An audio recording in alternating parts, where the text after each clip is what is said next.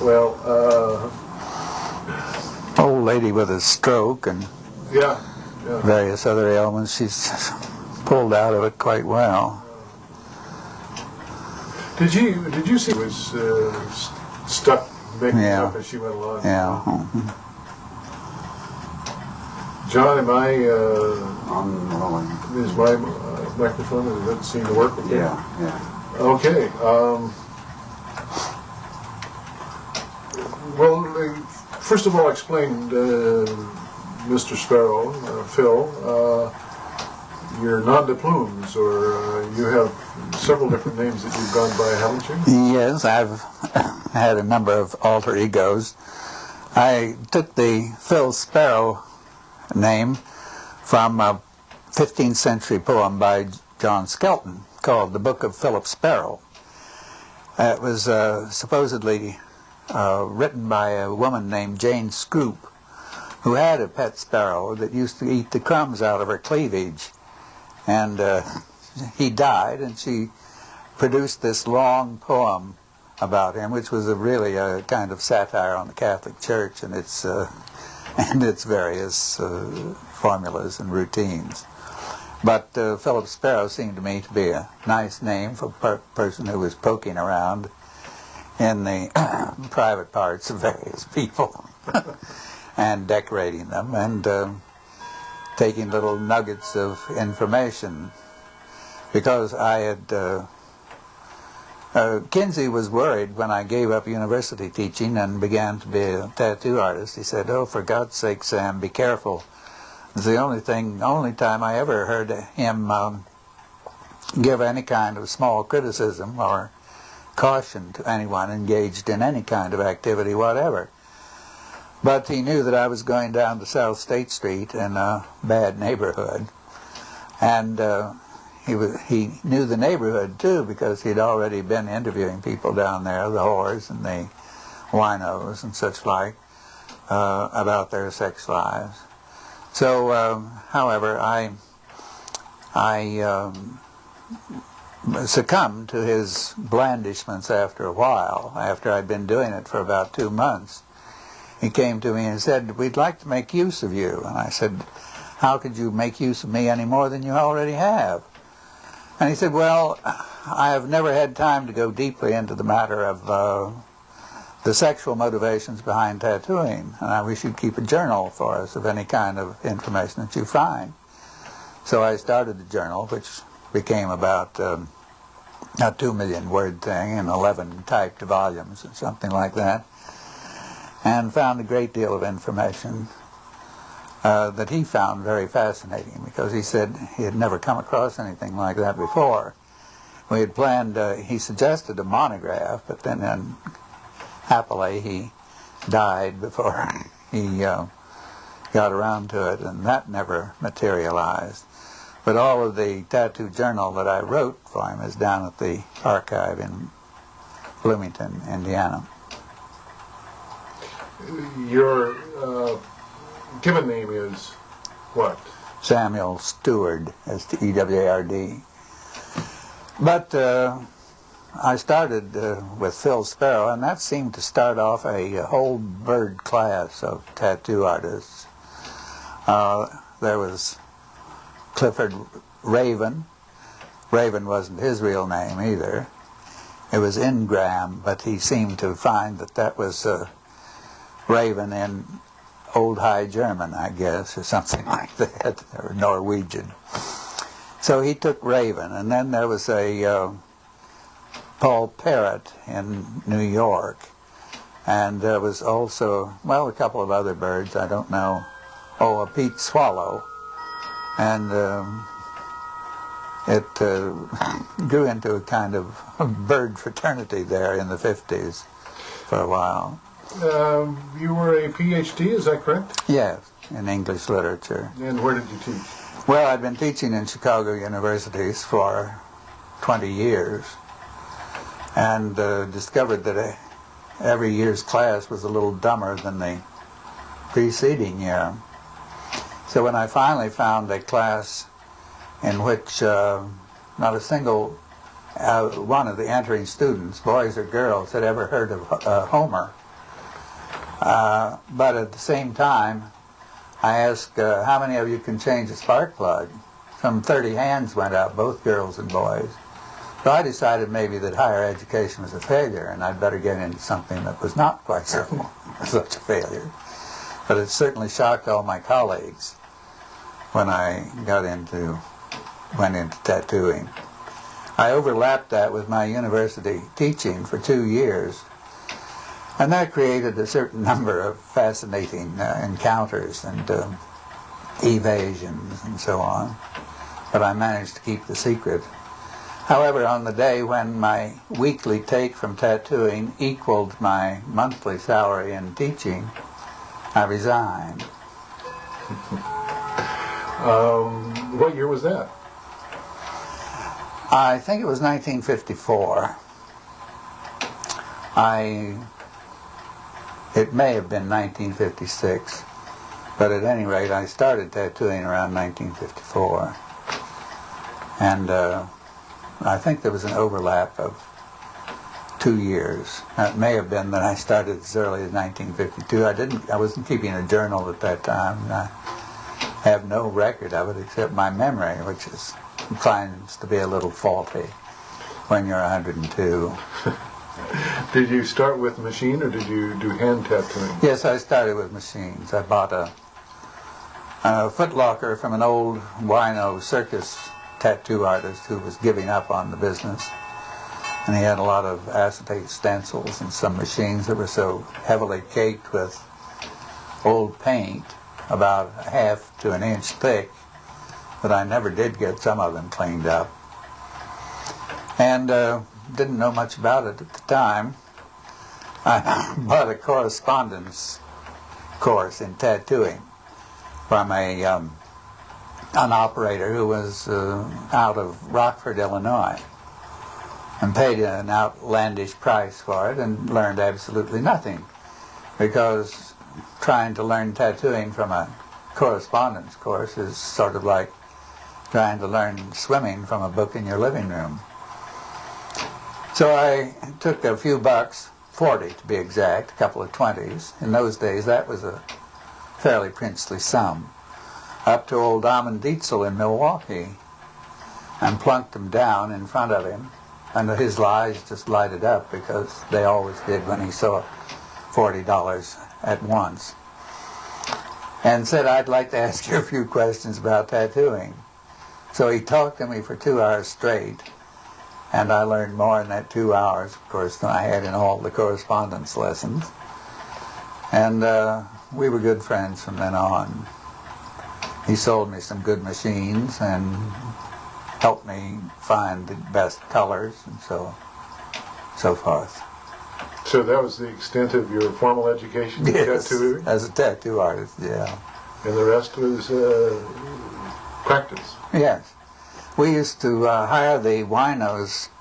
My shop on South State Street in that Skid Row, well, it was the highest rated of the Skid Rows in Chicago. The worst was West Madison. The second worst was Clark Street. And the very top of the list was South State Street. So that was down there beside the Pacific Garden Mission, which was a religious mission where old Billy Sunday had been converted. And I started in an arcade right beside it. Well, I've forgotten what your question was now. Oh, working on folks in... Oh, yes, yeah, that's right. So I would hire a wino. Of course, one of the myths about tattooing is that you should start out on grapefruit or potatoes or something like that. It's nonsense. You could hire a wino for $1 and say, "Do you want a tattoo?" And of course, they were delighted, because then they had a tattoo of their choice and a jug of wine for the day. So there was plenty of flesh around to practice on in those first days of tattooing. Did you practice on yourself?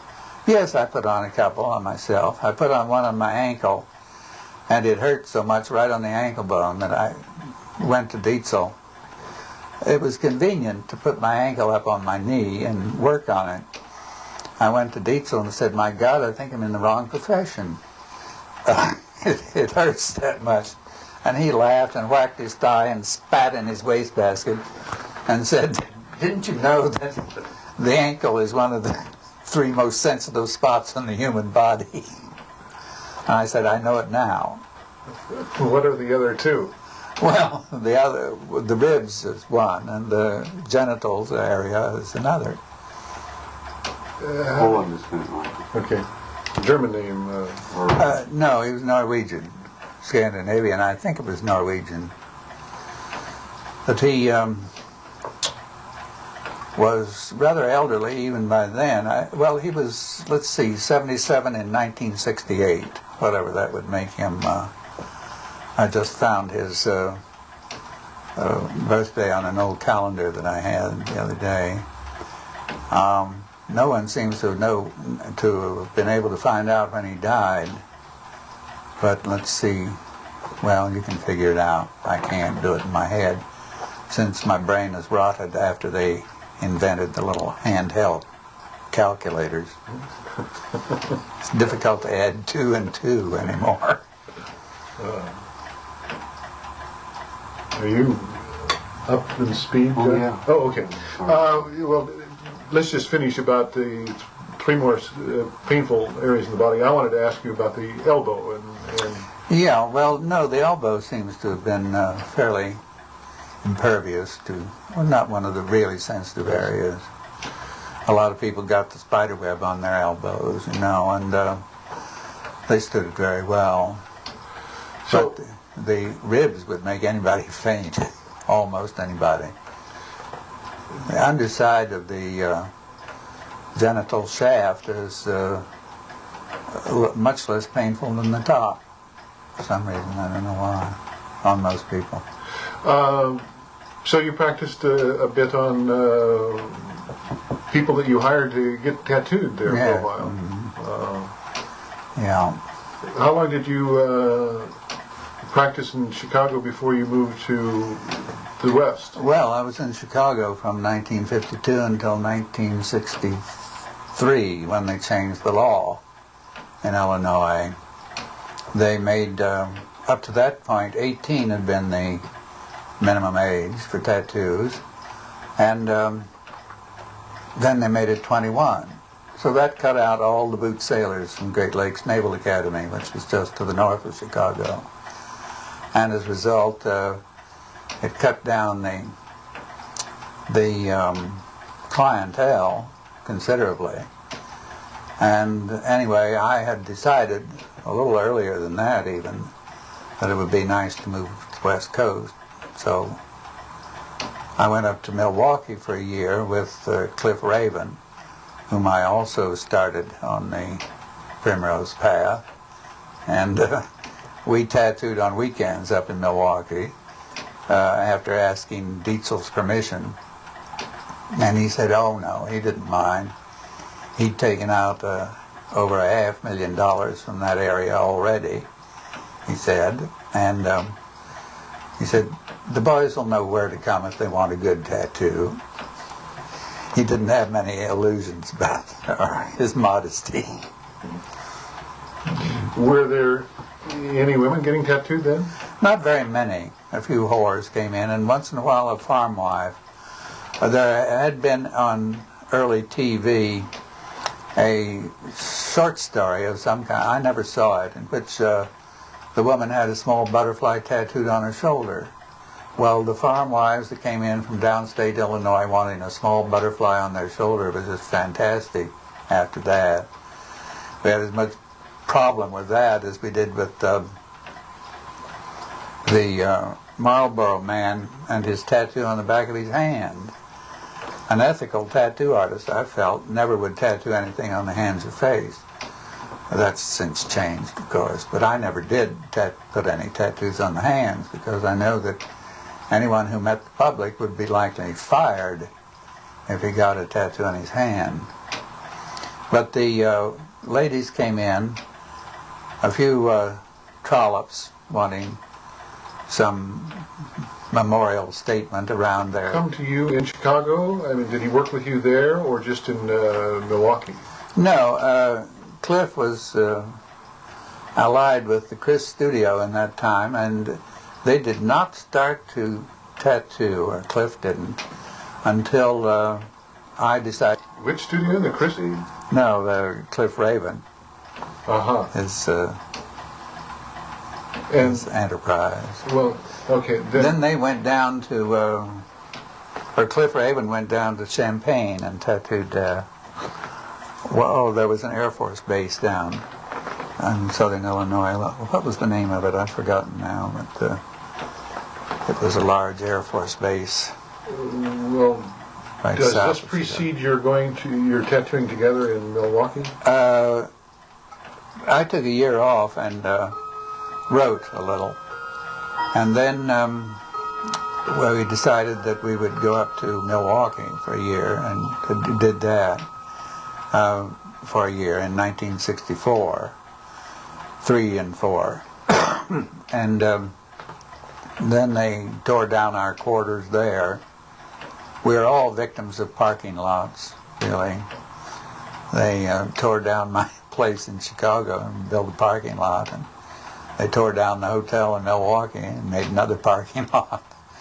So when they did that, I moved out to the West Coast, and Cliff returned to Chicago and set up a shop on the far north side around Belmont, where he began to be successful with tattooing there. Tattooing older people, above 21. Did you come to Oakland when you moved from Chicago? No, I came right to here, but there's no tattooing in Berkeley, or there wasn't then in that year. And I came to Oakland. But I was tricked out of San Francisco by a devious mechanic over there. You don't want to name names, apparently. Oh, I don't know. What's going to happen to this tape? Is it going to go places? Well, if the person is still operating, then let's just... No, let's skip it. Yes. We got to go back to the Trollops anyway. Oh, yeah. I want to hear the rest of the story. Well, one streetwalker came in once and wanted a swallowtail butterfly put down around her thing, her celestial gate. And, you have to tauten the skin in order to get the needle in. Yeah? And down there was nothing to grab. You couldn't grab around, and pull the skin tight. And when you pulled down with your thumb, why, it slipped up and so on. So finally I said, well, you'll just have to excuse me. And I stuck 2 fingers in and pushed out, and it just tautened the skin real nicely. So we got the swallowtail butterfly on her, all right. But there were all kinds of little mottos which they would put around the arch, the pubic arch, and the mons veneris. It was Like what? oh, like a pay as you enter, and things like that. Not very Abandon hope, all original. you. Yes, abandon hope, all ye, and so on. So you did not end up tattooing in San Francisco. No. Where was your shop in Oakland? At 1727 San Pablo, between 17th and 18th. Not the best neighborhood in the world. I tattooed there for 5 years. It was not nearly as busy as it had been in Chicago, because the sailors out here were older, of course, and they had all the tattoos they wanted, for the most part. And the leather movement hadn't really taken hold yet. There were no leather boys coming in to get tattooed. The Hells Angels did find me, however, and you had to walk a very fine line with those boys. But I did their colors for them. That is to say, the skull with wings, fairly cheaply, and did a good enough job that pleased them. using fine line needles. And so I became, for a number of years there, the semi-official tattoo artist of the Hells Angels. I tattooed Sonny Barger and all the others who are now in the pokey, alas, languishing. On the inside of Sonny Barger's right forearm, I once put a long literary quotation, just amazing. I've forgotten now, if indeed I ever did know the author of it, but it started out something like, "I had rather die yearning." I think it may have been from Khalil Gibran, but I'm not certain. It was certainly one of the oddest things that you would associate with the Hells Angels, at any rate. But I had a lot of anti-establishment work on them. One of the favorite tattoos was a motorcyclist's boot stepping down on a cop's cap and crushing it, with red flames going out and the blue cap being. When did you meet Don Ed Hardy? Well, sometime between 1965 and 1970, because I stopped tattooing in Oakland in 1970. And the little piece of artwork that he gave me after he graduated from art school was dated in July 1967. So it was around the beginning of 67, I should imagine, or probably through 1970 then, from then on. He was over, not every day during that time, but sometimes it seemed like every day. He was a fresh-faced, cheery, smiling little boy, and he looked like a cherub, really, and I thought, my God, the tattoo world and the tattoo jungle is going to eat him alive if he gets into it. So I tried to caution him against some of the pitfalls of the cutthroat competition and that he'd come up against, and so on. And he was really fascinated with the idea of tattooing, as most of us were, I think, at the beginning. It takes you over body and soul, and you can hardly think of anything else. You dream tattooing. You wake up in the morning thinking about tattooing. He made several tentative boards of flash. He brought one of them over, and I put it up amongst my flash for a long time. The early flashes that he did gave an indication, I think, of the elaborate and beautiful work that he's now doing, because they were complicated, a little too complicated for the taste of the late 60s. Well, yes, because the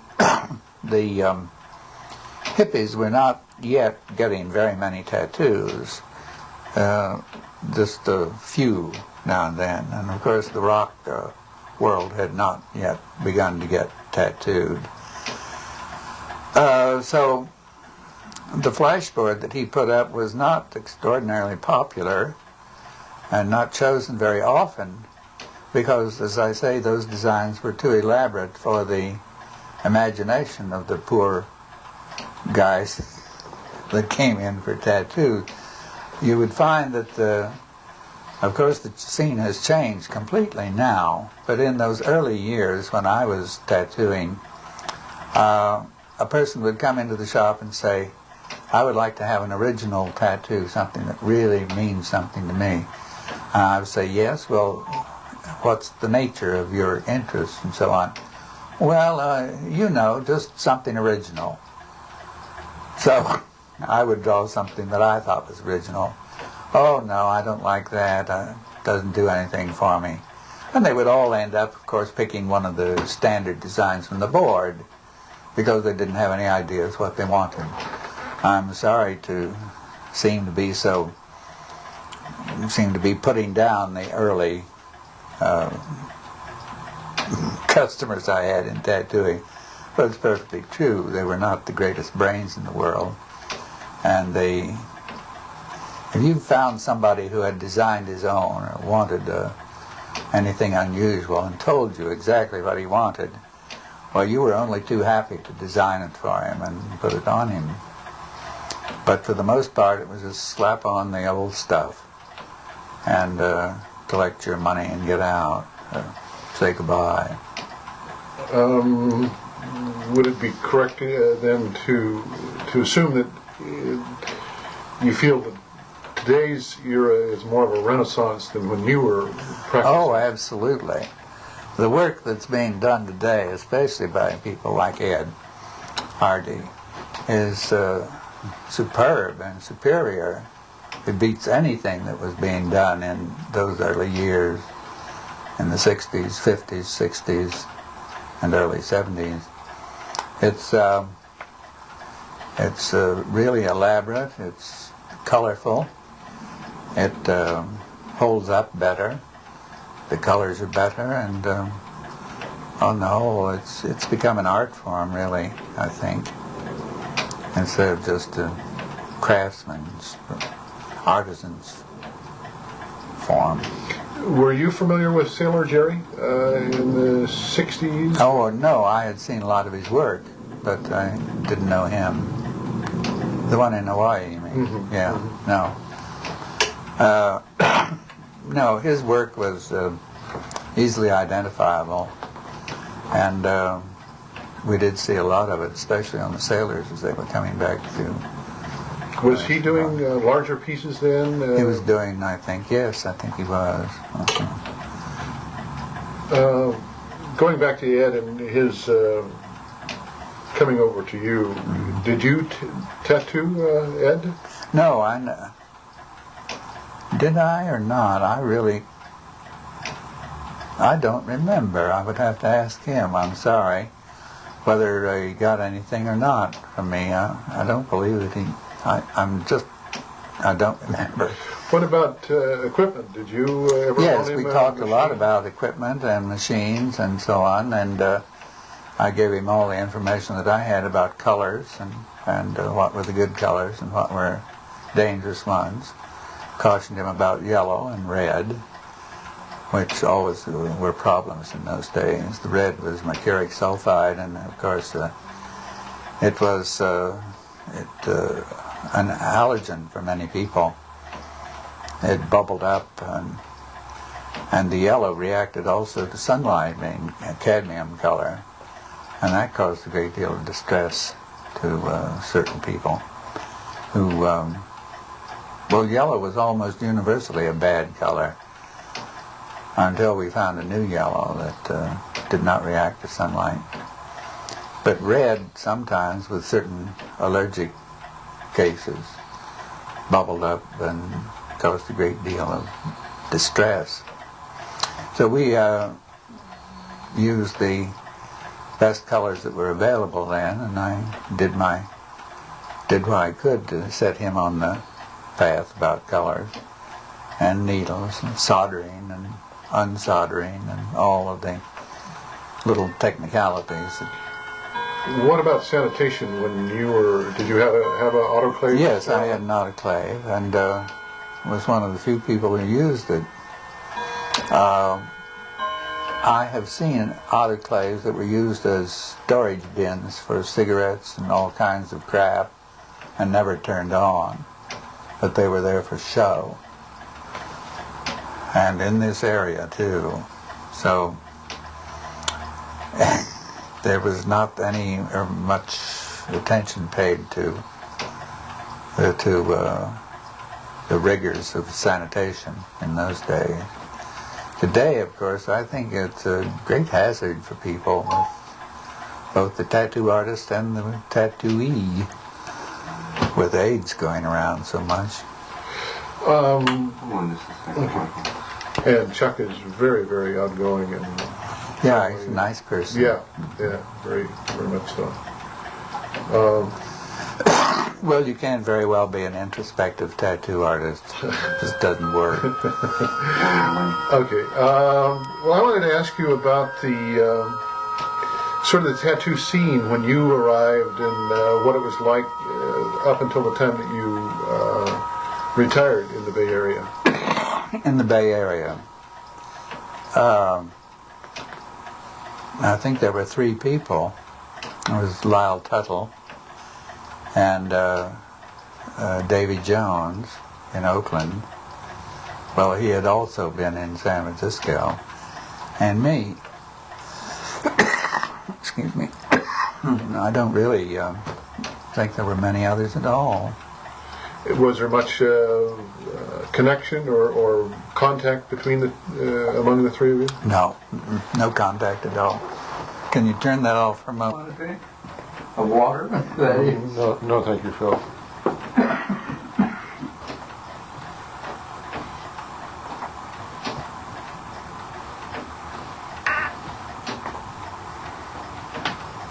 I'm moving, John. I think that I just soon.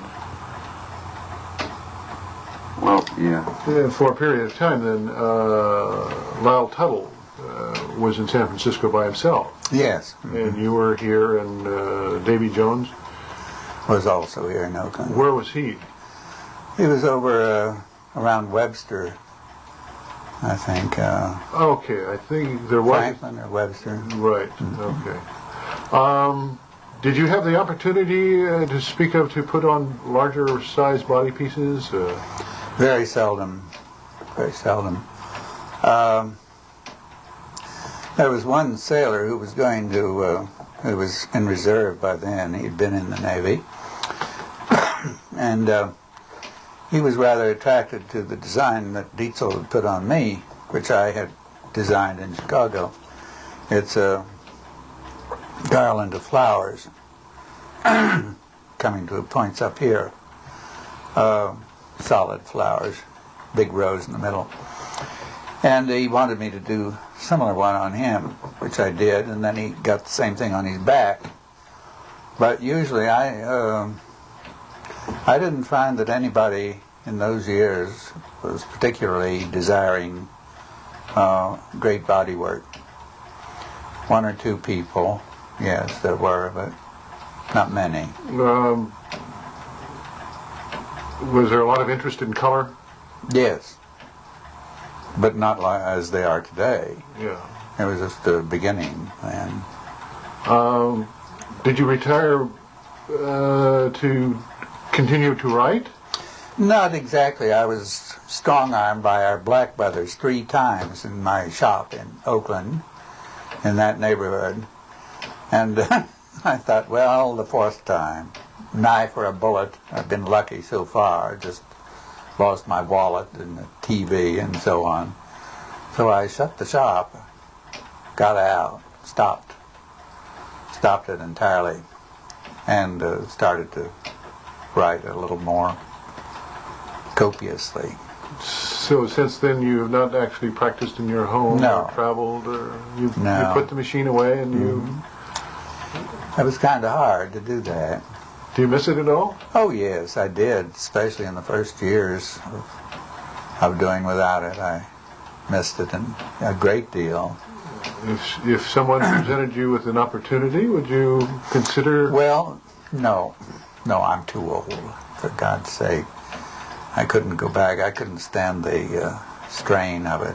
Well, I certainly wouldn't, not suggesting full time, but somebody asked you for a memento or... Oh yeah, 2 or 3 people have, and I've done that. I went over to Cliff Raven's shop when he was up here in this area once and put something on a guy named John Preston, who's a New York writer. And he wanted a quill pen and a ink bottle. So I did that, and I've done a few small things. But my material itself is dispersed. I haven't got the equipment to power pack, and I've got a lot of old needles around, which I suppose I should give to somebody. I don't think Ed has any need of them, though, certainly. And I gave some of my templates, the stencils, to a fellow in Sacramento some years ago. Forgotten his name. Well, I'm sure that Chuck Eldridge would, if you were wanting to disperse it, would take anything you had for the archives, because he's got quite a nice collection of things.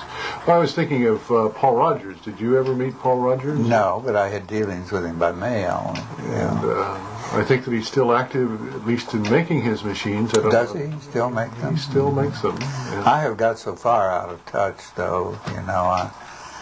I get 2 or 3 little newsletters, 1 or 2 little newsletters. There aren't many coming around, but this one called the Illustrated Man, I get that once in a while.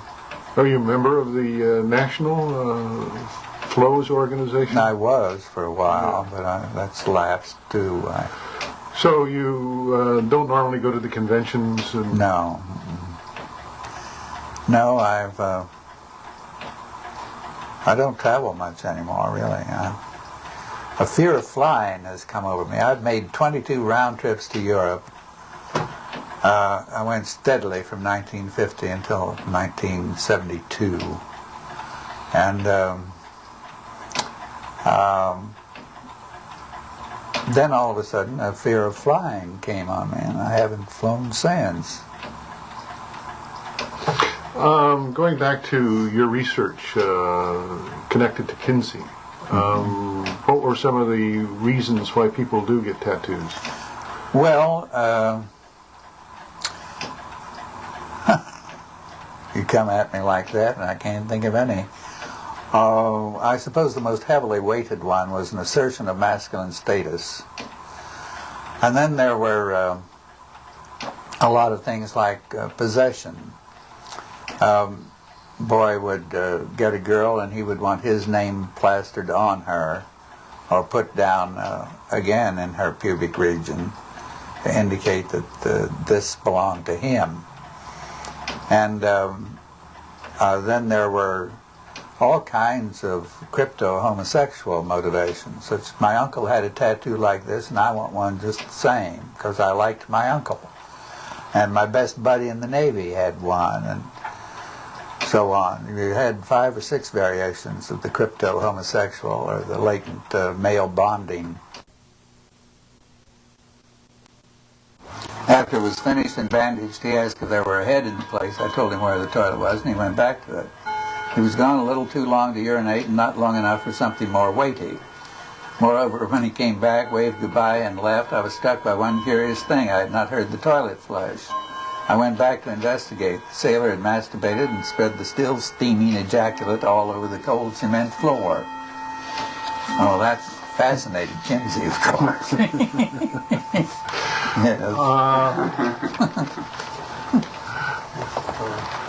Regarding that, I've heard tell of clients who come in and suggest to the tattoo artist that they leave out the ink. Oh, yes, that's a dry run.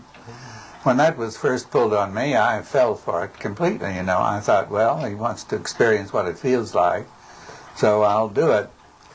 And I did, and about the second customer that came in for that, I began to notice that there were certain signs of tumescence, And so then I tumbled. I found out what I was doing.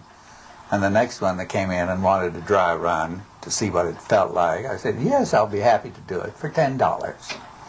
And that stopped it fairly quickly, right there and then. So that is a part of the business. Yeah, there are masochists who get tattooed. You can always tell by the genuine masochist will sometimes have a spontaneous ejaculation while he's being tattooed.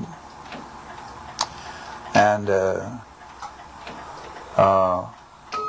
however, if he faints, it's not.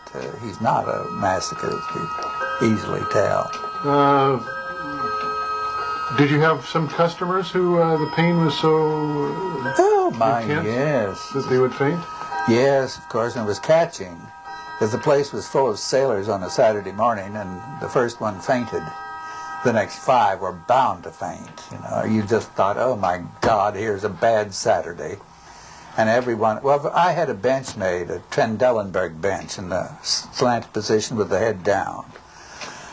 And if someone fainted first, I would get out the bench and put the next one down on it, because I knew he would also faint unless he was in the Trendelenburg position. And the bench saved me a lot of trouble when I finally found out that that would work. But you could tell that, you could always tell, they suddenly became quiet, the skin became clammy. You looked then at the face, and it was perspiring and white. So down, and you would push his head down between his knees and with pressure on the back of his neck until he recovered. My God, the angels who got that way were the subject of much laughter from their friends, colleagues standing around. And they thought it was a disgrace, of course, for them to faint. But a lot of them did. And once in a while, someone would vomit. And one poor sailor who came in his whites one summer day became incontinent and peed his pants and simply had to turn around and go back to the base on Saturday, his first liberty. I felt sorry for him, but what the hell could you do? You couldn't really give him another set of whites that you had on hand. Between the sailors and the Hells Angels and goodness knows who else in between, you've seen a bit of humanity. Oh, yes. I had more fun during the 18 years I was tattooing, more fun and pleasure than at any other period of my life. It was really a high point, and I did enjoy it a lot. You were maintaining your journal for Kinsey or for your own research? I did that for, well, I went on for 2 years after he died, until 1958. And then I stopped it because it had become largely repetitive. I wasn't finding anything new about motivations. So it's, as I say, in the archives there at Indiana University. And I don't know whether they'll ever make use of it or not. Kinsey was very fascinated with the topic. And it's too bad he died before he got to handle the material. How did you go about, you just talked to the people as you tattooed them? Yes, I wasn't trained as a psychologist, but I knew, I had read enough in Freud and the other pioneers of psychology and psychiatry to know what was going on. So I would ask them leading questions and get them to talk and listen, and then their motivations were clear enough, you know, after they, for instance, the existentialists who thought that this was a forever act. You know, once done, it's done. You can't change it, it's there forever. If they expressed that, why, fine, I got it down.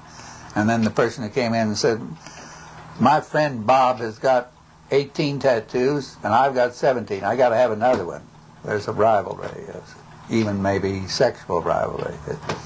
You could perceive those things without much difficulty at all.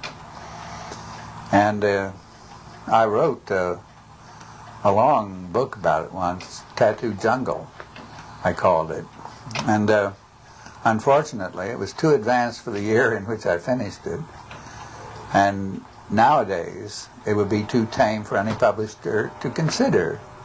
So I would have to rewrite it, and I swear I just don't have the impetus necessary to rewrite that 300-page manuscript.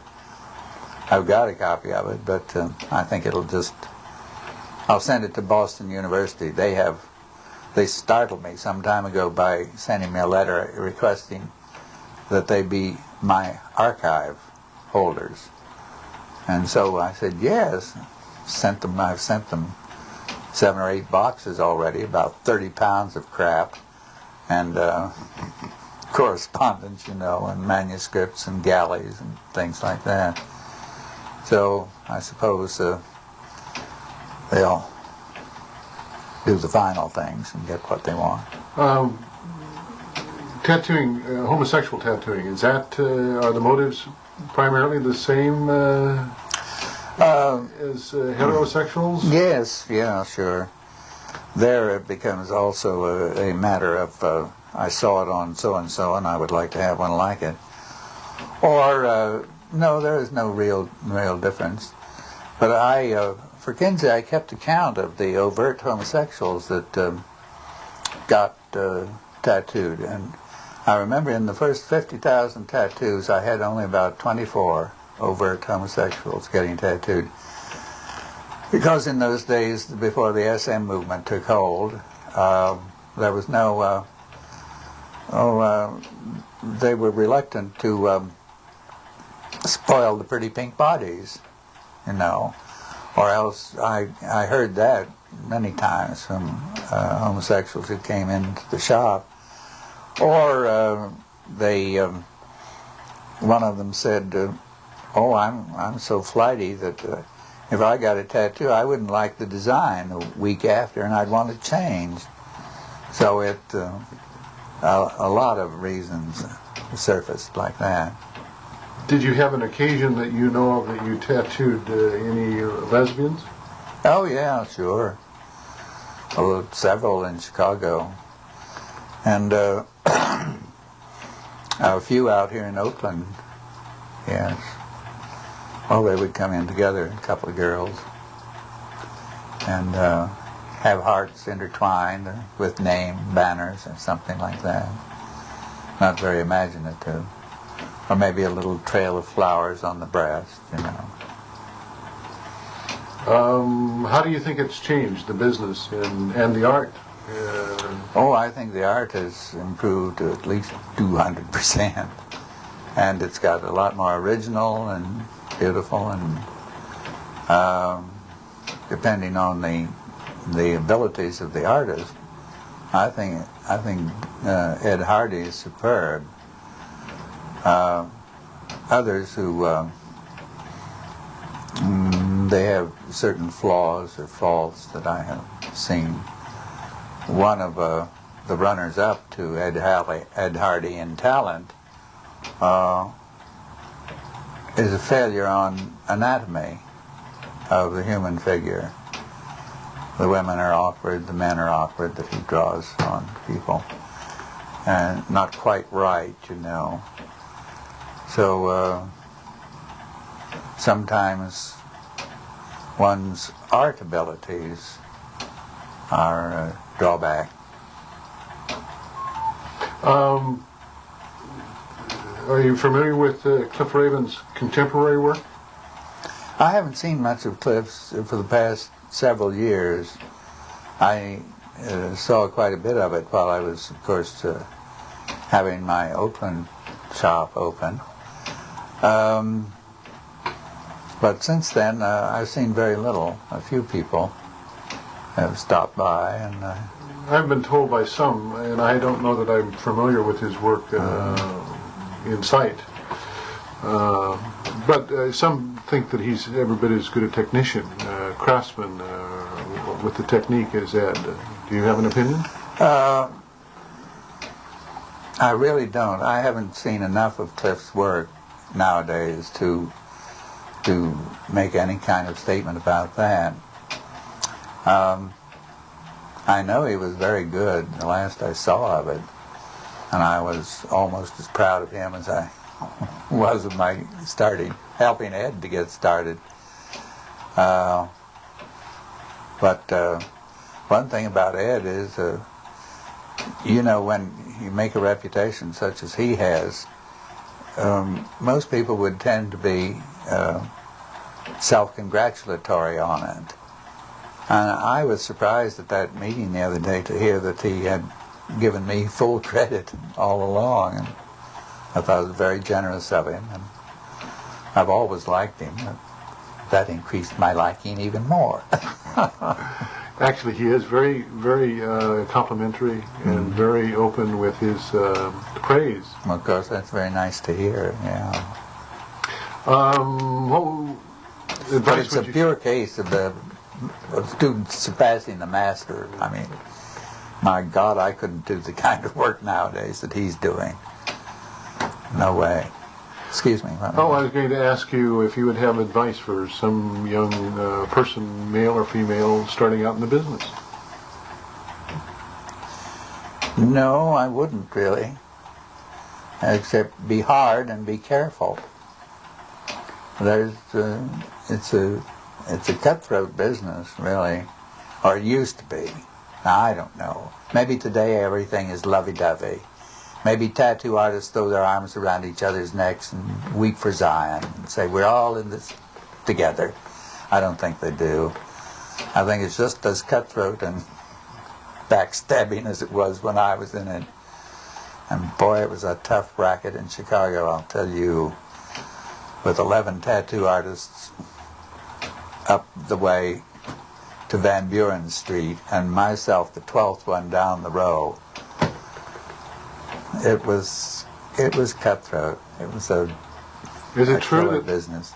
Is it true that the mafia control the other shops along the way? Yeah. There was one shop fell vacant up closer to Van Buren. I was fiercely independent. I would have nothing to do with it. I just said I don't make enough money. I'm clear down at the bottom end here. And once upon a time that shop fell vacant up there. It had a curved window, 2 curved plate glass windows that went in, you know. And I thought of moving up there, which was about position number 3 or 2. And one slickly dressed young man came in one day with a black shirt and a white tie. And he said, "You got a nice looking shop down here." And I said, "Yeah, I try to keep it good looking." And he said, "Good thing you don't have any curved plate glass windows, though. They're easy to break and they're costly, aren't they?" And I said, "Yes, they would be very expensive, I imagine." And I dropped the idea right then of moving up to the other place, because he'd heard somehow that I had been considering it. And this was a little warning that I took to heart. Because who am I to... Of course, in the university I had, as a student, a son of one of the 4 Doms in Chicago. The 4 Doms were the kingpins. Never saw their name in the papers. Instead, you would see Tony Arcardo and the other flashy ones who were all 2nd and 3rd rate in Cosa Nostra. But the 4 Doms were up there. You never saw any publicity about them. He was the son of one of them, one of the 4 Doms. He became a lawyer for the mafia. I could have called on him because he had been my student. We knew each other pretty well. But I didn't. You got any great tattoo stories that you want to tell? No, I guess not. Oh, I've got so many that I wouldn't know which one to choose, really. I suppose that's the answer. I did manage to get a tattoo on King of Denmark, the much tattooed one before he died. He visited Chicago. And this great burly figure came into my shop one evening, all unattended, alone, in a business suit, without his crown. And I recognized him from his picture. I pretended I didn't know him, and he didn't identify himself, but he picked out a little tattoo, and I put it on, quivering a little. Oh, there are some other stories.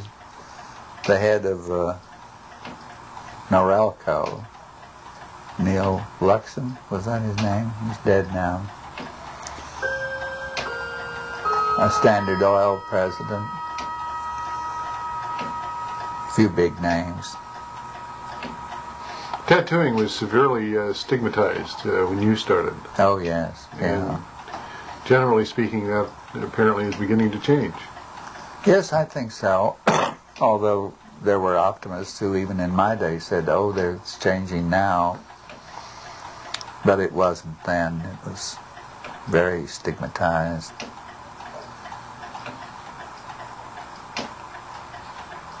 You got anything that you think that Phil should tell us? Well, I'm curious. You've surely heard that some people say, oh, when you die, your life flashes before your eyes, or snippets of your life flash before your eyes. Or, if that were to happen to you, what would be your suspicion right now as to if one client out of all the people that you tattooed were to jump up into your mind's eye the moment you died, who and why would that be? Who it might be? What comes to mind? No, I'm sorry. The only thing that did jump up was one boy with such beautiful skin that I refused to tattoo it. There is a particular type of skin which is very white, very firm, and not plump, but rather hard to the touch. And it takes the color better than any other skin in the world. It's the kind of skin that a tattoo artist just loves to get his needle into. And it was this on that boy, and he was a good-looking kid, and he wasn't too smart. And I said, I'm sorry, I just can't tattoo you. And I couldn't, really. I couldn't just spoil that skin. It was too much. Now, I don't know whether that makes me a patsy or what, but couldn't do it. Perhaps a purist. Well, whatever. Good. That Ed had told me he started out being Don Hardy in art school, and, Yeah. and he uses. Apparently, he used his. I'm sorry. That's It's better, huh? come on, yeah.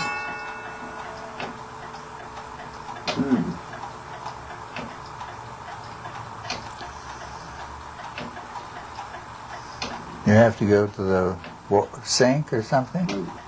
I can't. Well, right now it's just a matter of maneuvering it before I can open it, and then I can answer that question. Usually this happens outside in the dust. Oh, fine.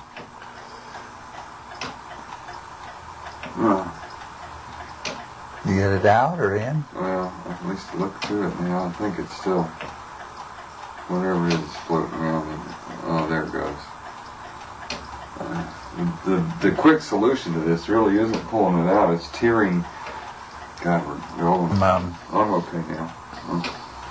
Benzalkonium chloride, which is a wetting agent, if that'll help you any. No, I was going to ask you if you had encouraged Don Hardy to take another name as a tattoo artist.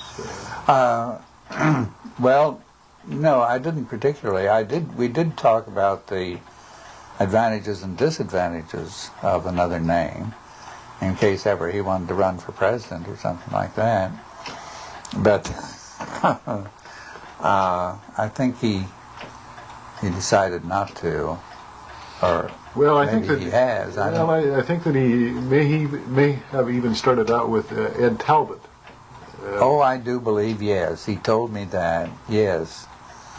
I do, now I remember. And he finally dropped the Talbot and went to Yeah. the Hardy, and then since then it's been a combination of D.E. Hardy or Don Hardy or Ed Hardy. Yeah. I never knew exactly which was his right name, or does he, both of them? Well, they're all, I think that his full name is probably Donald Edward Talbot Hardy, Oh, I see. would be my guess. Yeah. Okay, terrific, thank you.